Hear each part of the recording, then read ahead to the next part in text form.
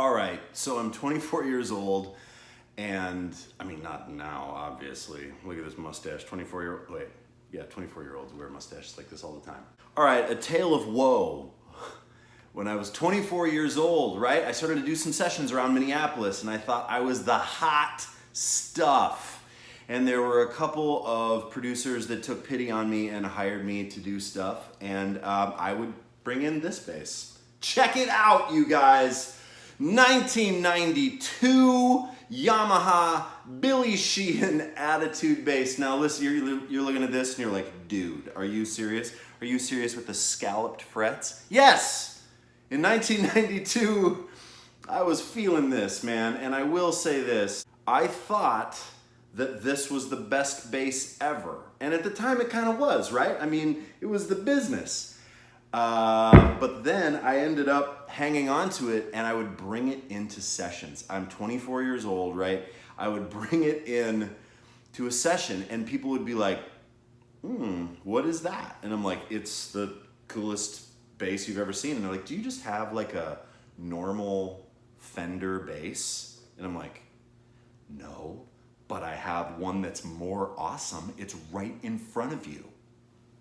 And they would be like, yeah, maybe we'll have you use the house bass. And I'd be like, what on earth? These guys are idiots. Okay. I had a couple of experiences that really shaped me. There's a producer named Matt Kirkwald who still works here in Minneapolis who is fantastic. He invited me to play some sessions, and I will never forget being on this session with him. And he was like, hey man, on this tune, let's do like a McCartney thing. And I was like, yeah, like Mark McCartney? And he was like, whoa, no, like Paul. And I was like, Paul McCartney and he was like, the Beatles? I was like, yeah, of course, the Beatles. Yes, know about them a lot.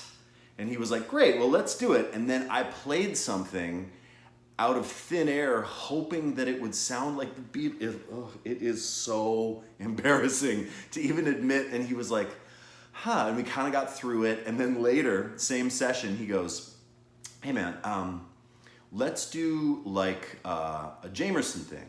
And I was like, Chris Jamerson, got it, absolutely. He was like, hold on, James Jamerson, Motown? And I was like, oh, of course, Motown. Man, absolutely, I got it. And he was like, I don't think you do. Do you? And I was like, I don't think I do. And then he changed my life. He said, here's what we're gonna do. You are going to go home.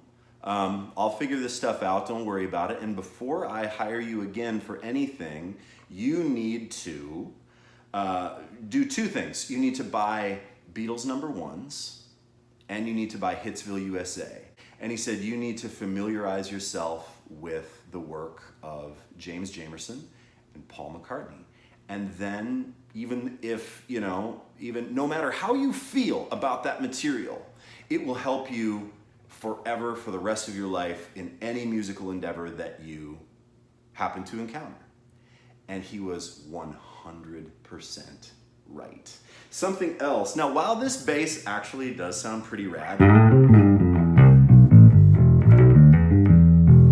it's an instrument that still like a lot of people use. They're like metal dudes. There's sort of like this interesting resurgence of this bass.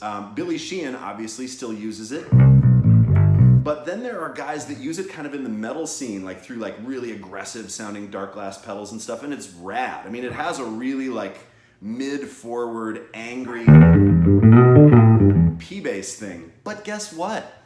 It's the wrong instrument to bring into a session where you're going to be trying to play like Paul McCartney and James Jamerson, right? It's not the right thing. And if you're thinking about doing some session work, you have to have the self-awareness to know that stuff, because producers may not be as nice to you as they were to me around, like dig into the classics. One other producer, a guy named David Bendeth, and David, if you ever see this, you just need to know that you were critical to me. David Bendeth was like, hey man, bring your basses, and I brought these fancy like active basses with graphite necks, and he was like, man, you want to play sessions? And I was like, yeah, I would. I'd really like to. He's like, well, then at some point you need to figure out a way to fall in love with classic instruments and vintage sounds. And I was like it didn't compute. He was like, so you've got a bright sounding bass, nice and aggressive, for that thing. And he said, that's cool. If you want to be in like a rock band or like an original band and like you're gonna make this your thing, do it. If you want to play for other artists in different genres, don't do it, right? Like figure out a way to fall in love with classic sounds and classic instruments. So with that in mind, okay, hey, that looks a little better. Well, I gotta tell you though, that seeing that lightning blue bass in the screen here was kind of sweet. All right, so check it out. This is, you've probably seen this bass before. I mean, everyone has seen this bass because it's like every man's bass, right? But this is a 1965 Fender Precision bass. I have some foam under here. And today we're gonna talk about how I use this bass to play on an Eric Hutchinson tune called Take It Easy on Me. I almost forgot the title of the song right there. So, thank you, Matt Kirkwald. Thank you, David Bendith. Thank you for everyone who has kind of gone like upside my head for saying, hey man, you gotta fall in love with vintage sounds.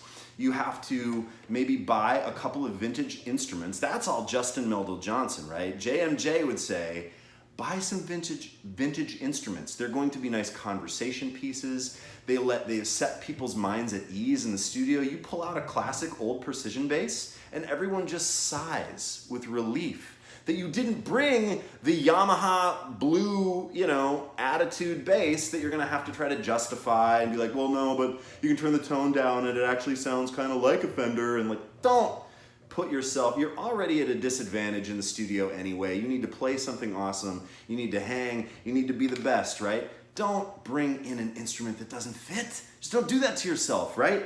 So for Take It Easy on Me, I drew from these experiences to create something that sounded very classic.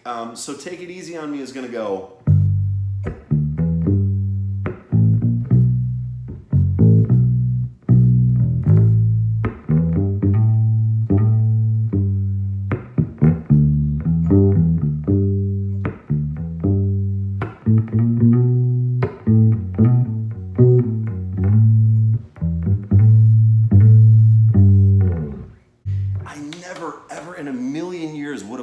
That sound or liked that kind of bass line, would it not been for these guys saying to me, dude, that this like modern rock thing that you're doing all the time is not the thing every time, right? So figure that out. Figure that out for yourself, and you will play with more people. You will make more money. You'll make people happy. You're gonna make yourself happy. It's gonna be a great day.